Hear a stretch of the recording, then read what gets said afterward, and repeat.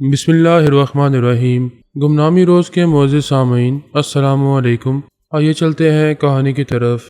رسونتی چاہتی تھی میں سونیا، رومانہ اور میون سے تعلقات ختم کر دوں اور میں نے انکار کر دیا تھا، مگر اب یہ تعلقات خود بخود ختم ہو گئے تھے۔ میں ان سے دماغی رابطہ قائم نہیں کر سکتا تھا کیونکہ میرا زخم خوردہ دماغ اور میری کمزور سوچیں رسونتی کی مٹھی میں تھیں۔ نہ جانے کتنے دن گزر گئے تھے، مجھے ذہنی بیداری کا موقع نہیں دیا جا رہا تھا۔ میں نیند میں ڈوبا رہتا تھا اور خواب کے عالم میں جاگتا رہتا تھا۔ ان خوابوں میں صرف رسونتی دکھائی دیتی تھی، مگر افسوس وہ محبت کرنے نہیں، مجھ پر حکومت کرنے آئی تھی۔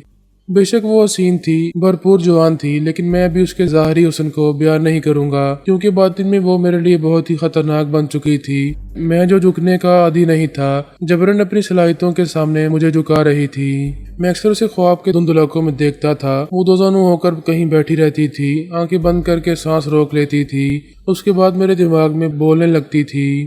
وہ مجھے اپنا تابع دار بنائے رکھنے کا سبق پڑھاتی رہتی تھی۔ میرا ذہن چونکہ اس کا تابع دار تھا، اس لیے میں وہ سبق پڑھتا اور یاد کرتا رہتا تھا۔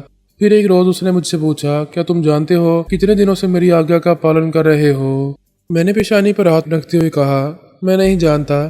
وہ گہری سنجیدگی سے بولی، آہستہ آہستہ سب کچھ جان لو گے۔ میں پہلے دھوکہ کھا گئی تھی، یہ سوچ بھی نہیں سکتی تھی کہ تم غیر معمولی فولادی ارادوں کے مالک ہو۔ ہوش میں آتے ہی میرے تنظیمی عمل سے نکل جاؤ گے، اگرچہ میرے تابع دار اور فرما بردار ہو۔ اس کے باوجود جو بات میں تمہیں بھولنے کو کہتی ہوں اسے یاد کر لیتے ہو۔ میں نے کہا، اور اتنا کچھ دیکھنے کے باوجود مجھے اپنا غلام بنا کر رکھنا چاہتی ہو؟ وہ ایک گہری سانس لے کر بولی، تم نے ثابت کر دیا ہے، تمہیں ذرا بھی ڈیل دی گئی تو تم میری جان کے دشمن بن جاؤ گے۔ وہ ذرا دیر چپ رہی، پھر بولی، ویسے میں خود سے دشمنی نہیں کروں گی، تمہیں ڈیل دے کر اپنی جان لینے کا موقع نہیں دوں گی۔ میں نے کہا، تو پھر مجھے مار ڈالو۔ ماروں گی بھی نہیں، تمہیں زندہ رکھنا ہے۔ پتہ نہیں تم مجھ سے کیسی دشمنی کر رہی ہو، تم اسے دشمنی سمجھ رہے ہو، لیکن میں جانتی ہوں تمہیں سیدھے رستے پر لانے کے لیے مجھے کیا کرنا ہوگا۔ میں نے پوچھا، آخر تم کرنا کیا چاہتی ہو؟ تمہیں ایک اچھا انسان بنا کر زندہ رکھنا چاہتی ہوں۔ پھر اس نے ایک ذرا توقف سے کہا، میرے ساتھ آؤ۔ وہ اپنی جگہ سے اٹھ کر ایک طرف جانے لگی۔ میں نے دیکھا کہ میں بھی اس کے پیچھے جا رہا ہوں۔ وہ یقیناً جسمانی سفر نہیں تھا، صرف سوچ کا سفر تھا۔ ہم دونوں آگے پیچھے چلتے ہوئے درختوں کے جھنڈ میں پہنچ گئے۔ وہاں پہلوان قسم کے پنڈت بھنگ تیار کر رہے تھے، کچھ لوگ ڈنڈ بیٹھک میں مصروف تھے۔ ایک درخت کے سامنے ایک ویدراج ہاون دستے میں کوئی دوا تیار کر رہا تھا۔ اس کے سامنے درخت کی چھالیں، جڑی بوٹیاں اور پتے وغیرہ بکھرے ہوئے تھے۔ رسونتی نے مجھے وہاں بیٹھنے کا حکم دیا، میں چپ چاپ بیٹھ گیا۔ ویدراج نے دوا کا ایک بڑا سا پیالہ اٹھا کر میرے سامنے بڑھاتے ہوئے کہا، اسے پی جاؤ۔ میں نے وہ پیالہ لیتے ہوئے رسونتی کو دیکھا، اس نے پینے کا اشارہ کیا۔ میں گھونٹ گھونٹ پینے لگا۔ دوا بہت ہی کڑوی تھی، لیکن میں حکم کا بندہ بنا ہوا تھا، اس کے حکم سے زہر بھی پی سکتا تھا، لہذا اس پیالے کی تمام دوا کو حلق سے اتار لیا۔ رسونتی نے کہا، اس دوا سے تمہارے سر کا زخم بھر جائے گا۔ میں نے خوش ہو کر کہا، یہ تو اچھی بات ہے۔ وہ بولی، اس کے اثر سے تمہارا ذہن بھی کند ہو جائے گا، تمہاری قوت ارادی کمزور پڑ جائے گی۔ میں نے چونک کر پوچھا، یہ تم کیا کہہ رہی ہو؟ وہ بولی، یہ خود سر گھوڑے کو لگام دینا مشکل ہوتا ہے، لیکن اسے قابو کرنے کا طریقہ آتا ہو تو ساری مشکلیں آسان ہو جاتی ہیں۔ تم بھی بہت خود سر تھے، لیکن اب تمہارے دماغ کو لگام ڈالی جا چکی ہے، آئندہ تم خیال خونی کے ذریعے خود سری نہیں دکھا پاؤ گے۔ میں حیران پریشان سا ہو کر کبھی اسے دیکھ رہا تھا اور کبھی ہاتھ میں پکڑے ہوئے دوا کے خالی پیالے کو دیکھ رہا تھا۔ وہ بولی، آئندہ تم اس طرح زندہ رہو گے کہ جسمانی طور پر طاقتور کہلاؤ گے، مگر دماغی طور پر احمقوں جیسی زندگی گزارو گے۔ ایسی باتیں سننے کے بعد مجھے اس دوا کو ہاتھ بھی نہیں لگانا چاہیے تھا، لیکن میں اپنے اختیار میں نہیں تھا۔ رسونتی جب بھی مجھے ویدراج کے پاس لے جاتی، پیالہ میری طرف بڑھا دیا جاتا تو میں کسی حجت کے بغیر اس دوا کو حلق سے اتار لیتا تھا۔ نہ جانے کتنے دن کتنے ہفتے گزر گئے، میری دماغی کیفیت کچھ عجیب سی ہوتی جا رہی تھی۔ یہ واضح طور پر محسوس ہو رہا تھا کہ میں کچھ ایب نارمل سا ہو گیا ہوں، بہت کچھ بھول رہا ہوں۔ اب سے پہلے رسونتی کا تابع دار بنے رہنے کے باوجود خیال خوانی کی پرواز کرتا رہا تھا، اپنی سونیا کی خیر خبر لیتا رہا تھا، لیکن اب میری وہ صلاحیت واقعی میرے دماغ سے واش کر دی گئی تھی۔ دوا اپنا اثر دکھا رہی تھی۔ ایک دن وہ میرے خوابگاہ میں آئی، مجھے دیکھ کر ہنستے ہوئے بولی، تمہارا علاج مکمل ہو گیا ہے۔ میری یادداشت انتہائی کمزور ہو چکی تھی، یہ بھی یاد نہیں رہا تھا کہ میں ایک ویدراج کے پاس جا کر کسی کڑوی گسیلی دوا کا پیالہ پیتا رہا ہوں اور اس کے نتیجے میں دماغی کمزوری میں مبتلا ہو گیا ہوں۔ میں نے اس سے پوچھا، کیا میرا علاج ہو رہا تھا؟ وہ مسکراتے ہوئے بولی، ہاں، اور یہ بھی کتنی عجیب بات ہے، کسی کی دماغی توانائی کم ہو جائے تو اسے بحال کرنے کے لیے علاج کرایا جاتا ہے، لیکن میں نے تمہیں عقل مند انسان سے بیوقوف بنا دیا ہے، تمہاری ذہنی صلاحیتوں کو یکسر ختم کر دیا ہے۔ وہ درست کہہ رہی تھی، میرے ساتھ یہی ہو رہا تھا۔ اس دوا کے اثر سے غائب دماغ سا ہو گیا تھا۔ وہ مجھے دیکھتے ہوئے بولی، تم ایک دلچسپ احمق بن چکے ہو، اب بتاؤ تمہارا نام کیا ہے؟ میں نے دماغ پر زور ڈالتے ہوئے کہا، میرا نام، پھر کہا، ہاں ابھی تم نے مجھے احمق کہا تو یہی میرا نام ہوگا۔ وہ کھلکھلا کر ہنسنے لگی۔ اس نے مجھ سے بہت ہی زبردست دشمنی کی تھی۔ فراد علی تیمور کی شخصیت فنا ہو کر رہ گئی تھی۔ میں کافی عرصے تک ٹیلی پیتھی سے محروم رہ کر زندگی گزارتا رہا، گویا ایک عورت سے ہار گیا۔ وہ واقعی غیر معمولی صلاحیتوں کی حامل تھی اور آج بھی وہ یوگا جاننے والے افراد کے اندر بھی پہنچ جاتی ہے۔ کوئی اپنی سانس روکنے کے باوجود اس کی خیال خونی کی لہروں کو اپنے دماغ میں گھسنے سے روک نہیں پاتا۔ وہ پہلے رسونتی تھی اور آج آمنہ ہے، پہلی میری زبردست دشمن تھی اور آج میری شریک حیات ہے۔ یہ سب کچھ کیسے ہوا؟ کیسے وہ دشمن عورت جو مجھے برہمچاری بنانا چاہتی تھی اور اپنے دھرم کو اور روایات کو بھول کر میری زندگی کے بہترین ساتھی بن گئی؟ یہ ایک طویل روداد ہے، فی الحال اسے بیان کرنا ضروری نہیں سمجھتا، بس پڑھنے اور سننے والوں کو اتنا بتانا ضروری سمجھتا ہوں کہ بے شک رسونتی نے مجھے عارضی طور پر بہت ہی زبردست شکست دی تھی، لیکن آخر کو جیت میری ہی ہوئی تھی۔ لہٰذا قصہ مختصر کرتے ہوئے صرف اتنا کہتا ہوں کہ میری فیملی میں غیر معمولی افراد کا اضافہ بھی غیر معمولی طریقوں سے ہوتا رہا ہے۔ میں ماضی میں جانگتے جانگتے کچھ زیادہ ہی دور نکل گیا تھا۔ یہ دیکھنا پایا کہ وہاں میرے ارد گرد رشتہ داروں کا ہجوم بڑھ گیا تھا۔ تقریباً سبھی کے کانوں تک یہ بات پہنچ گئی تھی کہ میرا نواسا قدرتی طور پر یوگا کا ماہر ہے۔ کسی بھی فرد کی سوچ کی لہروں کو اپنے اندر محسوس کرتے ہی سانس روک کر اسے بھگا دیتا ہے۔ میرے اور علی کے علاوہ کبریا اور الپا بھی تجربے کے طور پر اس کے دماغ میں گئے تھے اور ان کے ساتھ بھی وہی ہوا تھا جو ہمارے ساتھ ہو چکا تھا۔ اس بات کی تصدیق ہو گئی کہ وہ ننھا سا بچہ پیدائشی طور پر یوگا میں مہارت رکھتا ہے۔ میں نے کہا، تھوڑی دیر پہلے میں بڑی مایوسی سے سوچ رہا تھا کہ خدا جانے میرے نواسے کی غیر معمولی صلاحیتیں کیا ہوں گی، وہ آئندہ کیا گل کھلائے گا، کیا میں اس کے کارناموں کو دیکھنے کے لیے زندہ رہوں گا؟ مگر اب یہ مایوسی یکسر ختم ہو گئی ہے۔ وہ تو پالنے میں رہ کر ہی خود کو منوا رہا ہے۔ میری بات سن کر ذرا خاموشی چھا گئی تھی، شاید میرے بچے اداس ہو گئے تھے۔ سونیا نے موڈ بدلنے کے لیے ذرا شوخی سے کہا، وہ کہتے ہیں نا، پوت کے پاؤں پالنے میں ہی نظر آ جاتے ہیں۔ ہمارا نواسا جھولے میں رہ کر اپنے اندر آنے والوں کو یوگا کی کک مار رہا ہے۔ اس کی بات سن کر وہاں کہے گونجنے لگے۔ میں دل ہی دل میں خدا کو یاد کر رہا تھا اور اس کا شکر ادا کر رہا تھا کہ وہ عمر کے آخری ایام میں بھی مجھے خوشیوں سے نواز رہا ہے، ایسی خوشیوں سے جن کے درمیان رہ کر میں اپنی بیماری کو بھول گیا تھا۔ ایشورا سے انوشے کے سلسلے میں جو معاملہ طے ہوا تھا، اس کے بعد ہم دونوں مخالفین کے درمیان سمجھوتے کی فضا قائم ہو گئی تھی۔ اس نے وعدے کے مطابق اب تک مسلمانوں پر کہیں کوئی خود کش بم دھماکہ نہیں کروایا تھا۔ اس کی طرف سے خطرات ٹل گئے تھے، مگر ابھی ایک سب سے بڑا خطرہ جو پوری دنیا پر منڈلا رہا تھا قدرتی آفات کا تھا۔ آنے والی قیامت صغریٰ اپنی آمد سے پہلے ہی سب کے دلوں میں وحشت پیدا کر رہی تھی۔ کوئی جیتا جاگتا انسان مخالف بن جائے، جان لیوا دشمنی کرے تو اس سے نمٹنے کے لیے ہزار طریقے آزمائے جا سکتے ہیں، مگر یہ قدرتی معاملہ تھا، ہم اپنے طور پر کچھ نہیں کر سکتے تھے۔ بچاؤ کا سارا دار و مدار ماہرین فلکیات پر تھا، اور غضب یہ کہ وہ بھی الجھے ہوئے تھے، حتمی طور پر کوئی نئی پیشگوئی کرنے سے پہلے غور و فکر میں مبتلا تھے۔ ہمارے زمین سے پرے کائنات میں کیسی کیسی تبدیلیاں رونما ہو رہی ہیں، اس کی تحقیق کے سلسلے میں دنیا بھر کے خلائی محققین سر جوڑ کر بیٹھ گئے تھے۔ جدید ٹیکنالوجی اور دیگر ذرائع کو استعمال کرتے ہوئے اصل حقائق تک پہنچنے کی کوششیں کر رہے تھے۔ ہمیں بابا صاحب کے دائرے کے ایک محقق نے بتایا تھا کہ ہماری فضا میں اور زمین کے گرد ایک حفاظتی مقناطیسی میدان ہوتا ہے جو سورج سے نکلنے والی شعاؤں کے منفی اثرات کو اور باردار ذرات کو زمین کی سطح تک پہنچنے سے روکتا ہے۔ تحقیق کے ذریعے معلوم ہوا تھا کہ وہ مقناطیسی میدان یا حفاظتی دیوار ابھی اس حد تک ناکارہ نہیں ہوئی کہ تیز باردار ذرات کو زمین تک پہنچنے سے روک نہ سکے۔ تحقیق کرنے والے دوسرے پہلو پر بھی غور کر رہے تھے، یہ تجزیہ کر رہے تھے کہ ممکن ہے اس بار سورج سے نکلنے والے باردار ذرات ان کی سوچ سے بھی زیادہ خطرناک ہیں، وہ حفاظتی مقناطیسی میدان کو ناکارہ بنا سکتے ہیں، جس کے نتیجے میں زمین پر زبردست تباہی پھیلنے والی ہے۔ تحقیق کا سلسلہ جاری تھا اور جب تک کوئی حتمی بات سامنے نہ آتی تب تک وہ آنے والی قیامت صغریٰ سبھی کے دلوں میں دھماکہ خیز اندیشے پیدا کر رہی تھی۔ میں نے پوچھا، کیا ہمارے ماہرین ان قدرتی آفات کا توڑ کر سکتے ہیں؟ ان حالات سے نمٹنے کے لیے دنیا بھر کے ماہرین فلکیات ایک جگہ جمع ہو رہے ہیں، گرینڈ میٹنگز منعقد کی جا رہی ہیں تاکہ ہم سب مل کر خلائی آفتوں کا سد باب کر سکیں۔ میں نے اس بات میں ساری لا کر کہا، خدا کرے تم لوگ اپنے مقاصد میں کامیاب رہو۔ اب میں فون رکھتا ہوں، پھر کسی وقت میں تم سے رابطہ کروں گا۔ میں نے ریسیور رکھ دیا، سر تھام کر بیٹھ گیا۔ سونیا نے چائے کی پیالی میری طرف بڑھاتے ہوئے پوچھا، کوئی نئی پیشگوئی ہوئی ہے؟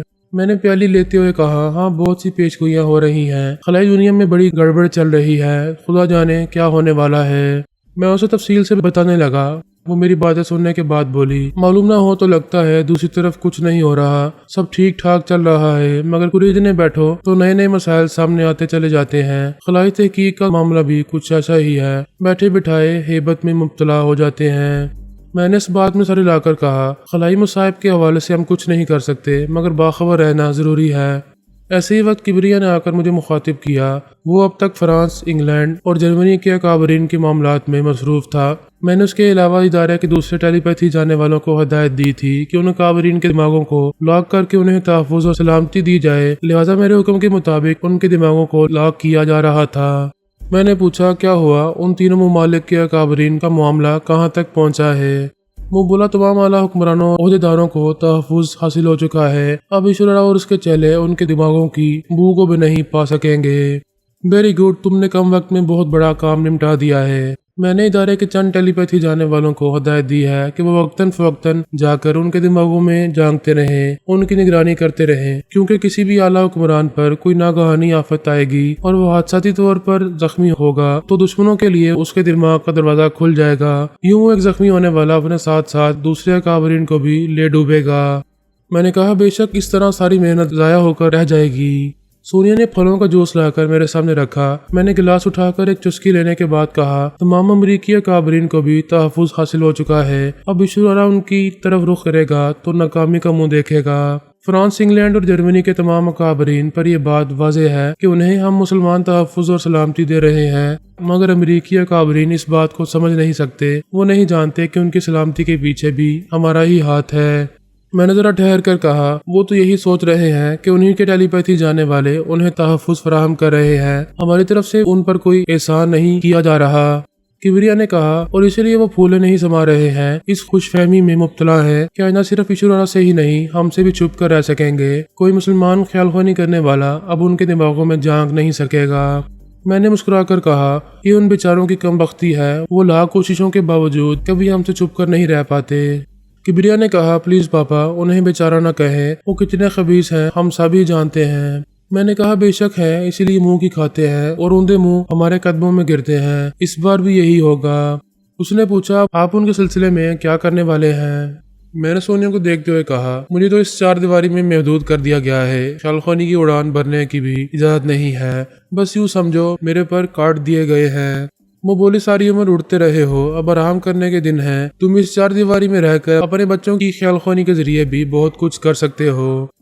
میں نے چاروں طرف نظریں دوڑائیں، پھر ایک گہری سانس لے کر کہا، آہ یہ چار دیواری، ہائے فرہاد، مجھے اپنے علم سے عشق ہے اور اس عشق کی معراج حاصل کرنے کے لیے میں نے کیسے کیسے مصائب جھیلے یہ میں ہی جانتا ہوں۔ اب جب کہ مجھ پر پابندی لگائی جا رہی ہے تو بہت عجیب سا لگ رہا ہے۔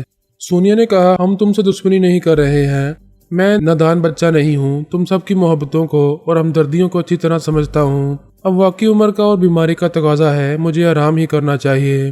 کبریا نے کہا، ہم جانتے ہیں آپ آرام کرنے کے دوران بھی تمام مخالفین کا آرام حرام کرتے رہیں گے، مجھے ہدایت دیں امریکی اکابرین کے سلسلے میں کیا کرنا ہے۔ میں نے کہا، تم میرے خیالات پڑھ سکتے ہو۔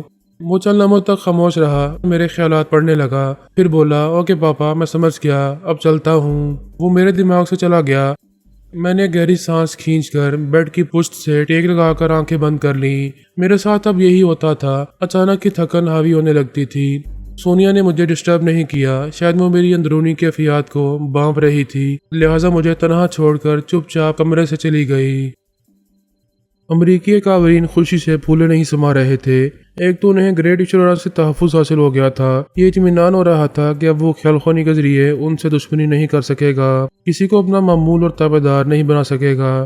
دوسری طرف اس سے بھی زیادہ خوشی اس بات کی تھی کہ وہ دماغی طور پر ہم مسلمانوں سے بھی محفوظ ہو گئے تھے، حالانکہ یہ ان کی خام خیالی تھی، وہ سوچ بھی نہیں سکتے تھے کہ ان کے مکفل دماغوں کی چابیاں ہمارے ہاتھوں میں ہیں۔ ہم آج بھی جب چاہیں ان کے اندر پہنچ کر ان کی کمینگیوں کو جان سکتے ہیں۔ ویسے ہی معمول کی بات تھی، وہ ہمیشہ ہی ایک جگہ جمع ہو کر میٹنگ اور کانفرنس کے بہانے مسلمانوں کے خلاف سازشوں کا جال بنتے رہتے تھے۔ اس وقت بھی یہی ہو رہا تھا۔ وہ جیسے دماغوں کو لاغ کروانے کے بعد آزادی کا جشن منا رہے تھے۔ ایک اعلیٰ حاکم نے گہری سانس لے کر کہا، تھینکس گاڈ، زندگی میں پہلی بار فرہاد اور اس کے چیلوں سے پیچھا چھوٹا ہے، مجھے تو یقین نہیں آ رہا ہے۔ دوسرے نے کہا، تم درست کہتے ہو، مگر یہ حقیقت ہے، ہم فرہاد کی ٹیلی پیتھی کے سحر سے نکل چکے ہیں، وہ دماغی طور پر ہمیں چھو بھی نہیں سکے گا۔ ایک اور عہدیدار نے کہا، ویسے میں محسوس کر رہا ہوں ہمیں گریٹ ایشورا سے زیادہ فرہاد سے پیچھا چھڑانے کی خوشی ہے، کیوں دوستو، میں درست کہہ رہا ہوں نا؟ اس کی بات سن کر سبھی تائید میں ساری لانے لگے، مسکرا کر کچھ نہ کچھ کہنے لگے۔ ایک اعلیٰ حاکم نے کہا، یہ کہنا غلط نہ ہوگا کہ ہم سب یا فرہاد کے لیے یوگا جاننے والے افسران کی طرح ہو گئے ہیں۔ ہم کیا سوچ رہے ہیں، کیا منصوبے بنا رہے ہیں، کیسی سازشیں کر رہے ہیں، یہ باتیں وہ وقت سے پہلے کبھی جان نہیں پائے گا۔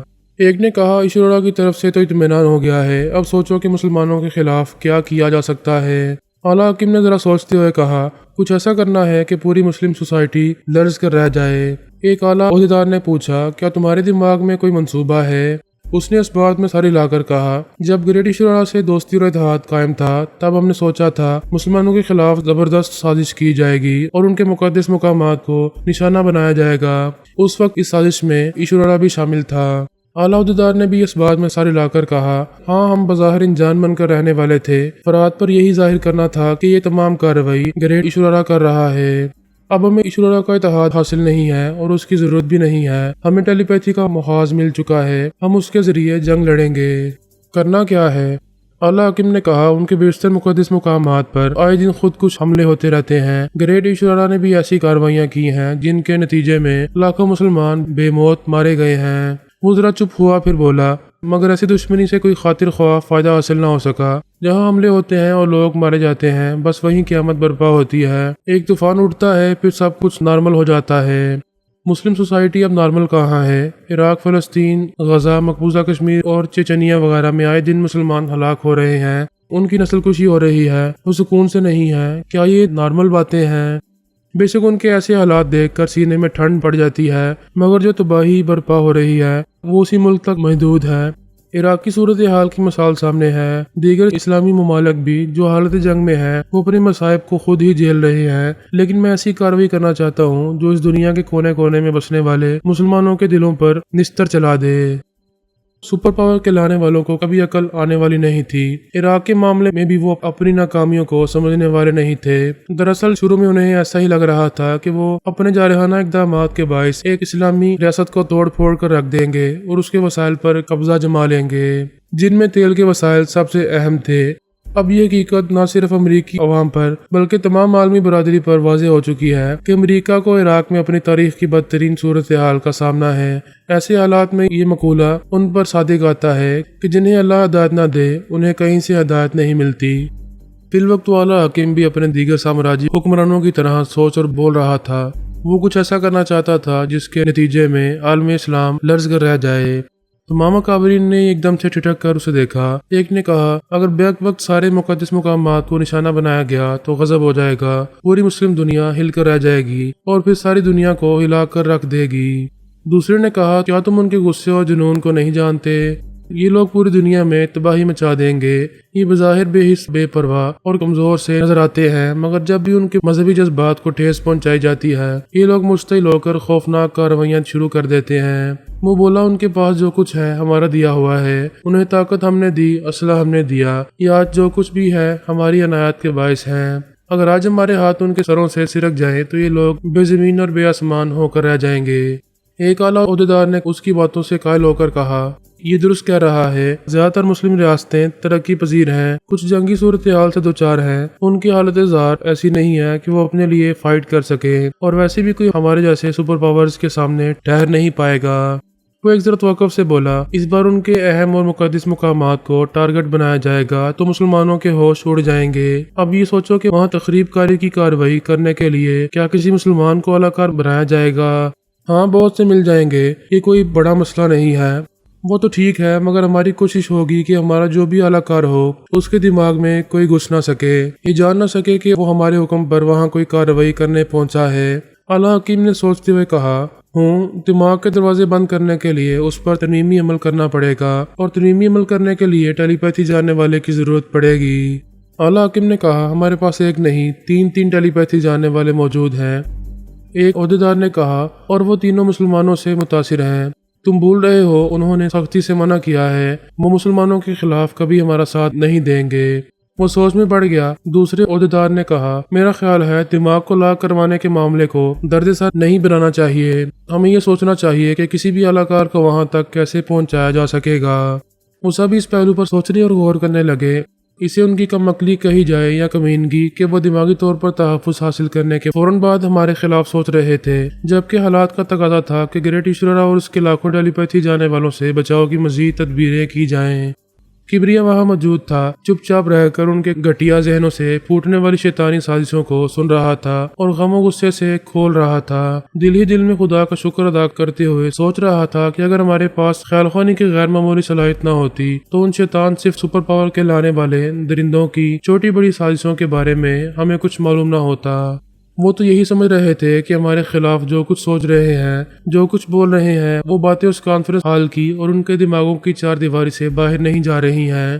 ایک عہدیدار نے کہا، یہ ٹھیک ہے کہ مسلمان ہمارے سب سے بڑے دشمن ہیں، انہیں کچل کر رکھنا ہمارا اولین نصب العین ہے، مگر فی الحال ہمیں سب سے بڑا خطرہ گریٹ ایشورا اور اس کے لاکھوں ٹیلی پیتھی جاننے والوں کی طرف سے ہے۔ اس نے ذرا ٹھہر کر کہا، دماغوں کو لاک کروانے کے بعد بے شک ہم محفوظ ہو گئے ہیں، پھر بھی ہمیں ان کی طرف سے الرٹ رہنا چاہیے۔ وہ بھی مسلمانوں کی طرح بہت مکار ہیں، کسی بھی ایسے طریقہ کار سے حملہ کر سکتے ہیں جس کے بارے میں ہم سوچ بھی نہیں سکتے۔ ایک عہدیدار نے اس کی تائید میں کہا، یہ درست کہہ رہا ہے، ہمیں بالکل ہی مطمئن نہیں رہنا چاہیے، دشمنوں کی سازشوں کو سمجھنا چاہیے۔ ایشورا ہمارے اندر گھسنے اور ناکام ہونے کے بعد یہ سمجھ لے گا کہ ہم سب کے دماغوں کو لاک کر دیا گیا ہے۔ ایسی جھنجھلاہٹ میں مبتلا کر دینے والی ناکامی کے بعد اس کی طرف سے یقیناً شدید رد عمل سامنے آئے گا۔ تمام اعلیٰ حکمران سوچ میں پڑ گئے۔ ایک نے کہا، کیا یہ مناسب نہیں رہے گا کہ آفاقی دشمنوں سے نمٹنے کے بعد مسلمانوں کا رخ کیا جائے؟ دوسرے نے قائل ہو کر کہا، اس زمین پر ایشورا کے ایک دو نہیں، لاکھوں ٹیلی پیتھی جاننے والے پہنچ چکے ہیں، یہ غیر معمولی تعداد ہے۔ اگر انہوں نے جھنجھلا کر جارحانہ انداز میں اللہ بول دیا تو ہمیں سنبھلنے کا بھی موقع نہیں ملے گا۔ کسی نے پوچھا، تو پھر کیا کرنا چاہیے؟ وقت کا تقاضا ہے، فی الحال کسی دوسرے دشمن کے بارے میں نہ سوچا جائے، ہمیں یہ معلومات حاصل کرنی چاہیے کہ گریٹ ایشورا کہاں ہے اور اپنے ماتحتوں کے ذریعے کیا کرتا پھر رہا ہے۔ اس کی خاموشی کسی طوفان کا پیش خیمہ بھی ہو سکتی ہے۔ ایک نے کہا، میرا خیال ہے فی الوقت وہ فرحاد وغیرہ کے پیچھے پڑا ہوا ہے۔ ایک عہدیدار نے کچھ سوچ کر کہا، گریٹ ایشورا نے سب سے پہلا مطالبہ ہم سے کیا تھا، وہ امریکہ کے شمالی علاقے میں اپنی ایک چھوٹی سی ریاست قائم کرنا چاہتا ہے، کیونکہ وہ جانتا ہے وہ علاقہ آفاقی عذاب سے قدرے محفوظ رہے گا۔ اس عذاب سے بچنے کے لیے وہ اپنا سیارہ چھوڑ کر یہاں چلا آیا ہے۔ اس کا یہ مطالبہ اتنا اہم ہے کہ وہ اسے بھول کر کسی دوسری طرف دھیان نہیں دے سکتا۔ دوسرے عہدیدار نے کہا، اور اس کے مطالبے کے لیے ہم ضروری ہیں، وہ ہمیں ٹریپ کرنے کے بعد ہی وہاں قبضہ جما سکے گا، اس لیے یہ سوچنا کہ وہ فرحاد کے پیچھے لگا ہوا ہوگا سراسر نادانی والی بات ہے۔ ویسے بھی چند دنوں پہلے تک فرحاد کے بارے میں یہی خبر ملی ہے کہ وہ اپنی فیملی سمیت ادارے میں جا کر چھپ گیا ہے، اور وہ ایسا فولادی قلعہ ہے جہاں پہنچنے کے لیے دشمنوں کی سوچ کی لہریں بھی مفلوج ہو جاتی ہیں۔ تو پھر گریٹ ایشورا کہاں مصروف ہو سکتا ہے؟ یہی سوچنے اور غور کرنے والی بات ہے۔ ہم اب تک اپنے دماغوں کو لا کروانے کے سلسلے میں مصروف رہے، اس اہم معاملے پر دھیان نہ دے سکے، مگر اب معلوم کرنا ضروری ہے کہ وہ کہاں ہے۔ خاموش رہ کر ہمارے خلاف اچانک ہی دھماکہ کرنے والا ہے۔ اعلیٰ حکیم نے کہا، اس سلسلے میں ہمارے وہ تینوں ٹیلی پیتھی جاننے والے بہت کام آئیں گے، وہ چاہیں گے تو کام آئیں گے۔ انہوں نے صاف کہا تھا، ہمارے دماغوں کو لاک کرنے کے بعد وہ ہم سے کوئی تعاون نہیں کریں گے۔ ہم انہیں مسلمانوں کے خلاف تعاون کرنے کو نہیں کہہ رہے ہیں، ملک و قوم کو بچانے کے لیے جس طرح انہوں نے ہماری امداد کی اسی طرح آئندہ بھی کرنی چاہیے، ورنہ گریٹ ایشورا اور اس کے لاکھوں خیال خونی کرنے والے ماتحت کی سیرا پیری سے ہمارے مکفل دماغوں میں جگہ بناتے چلے جائیں گے، ہمیں معلوم بھی نہیں ہو سکے گا۔ ہاں یہ تو ہے، ہمارے تینوں ٹیلی پیتھی جاننے والوں کو مستقل ہماری نگرانی کرنی چاہیے، کہیں ایسا نہ ہو ہم خوش فہمی میں رہ کر کوئی زبردست نقصان اٹھائیں۔